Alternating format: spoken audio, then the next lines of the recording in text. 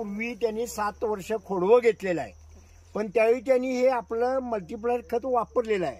पण यंदा त्यांनी ते खोडवं काढून नवीन लागण केली आणि त्या नवीन लागण करत असताना पाण्या व्यतिरिक्त कोणतंही खत दिलेलं नाही, रासायनिक खत दिलेलं नाही आणि मल्टीप्लायर पण खत दिलेलं नाही, शेणखत पण नाही, शेणखतही नाही, कोणतंही म्हणलं संपलं, कोणतंही खत दिलेलं नाही, मल्टीप्लायर सुद्धा दिलेलं नाही. तरी सुद्धा त्या ऊसाची उंची 15 फुटाच्या पुढं आहे आणि 17 पेरा आहेत त्याला. म्हणजे त्याचं वैशिष्ट्य आहे त्या ऊसाचं.